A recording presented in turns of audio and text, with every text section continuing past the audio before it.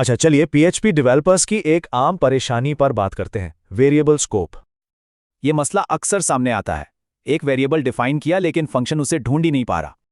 देखें, यहां x function के बाहर है।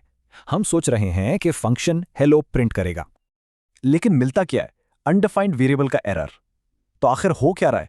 जवाब है स्कोप। स्कोप का सीधा सा मतलब है कि वेरिएबल कहां कहां इस्तेमाल हो सकता है। पीएचपी में इसकी दो मेन टाइप्स हैं। जो वेरिएबल्स फंक्शन के बाहर हैं वो ग्लोबल हैं, और जो अंदर हैं वो लोकल। समझें, ये दो अलग दुनियाएं हैं। इस आइसोलेशन का फायदा ये है कि फंक्शंस गलती से दूसरे वेरिएबल्स को तब्दील नहीं कर पाते। तो फिर इस दीवार को कैसे तोड़ा जाए? फंक्शन को ग्लोबल वेरिएबल तक पहुंचाया कैसे जाए? इसके लिए एक खास कीवर्ड है, ग्लोबल। ये कीवर्ड इस दीवार को तोड़ देता है। सिंपल।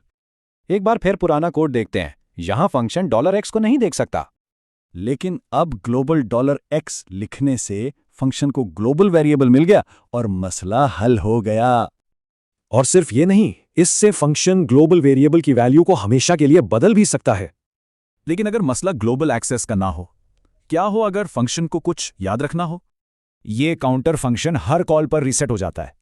$i हर बार नया बनता है, इसलिए जवाब हमेशा एक ही आता है।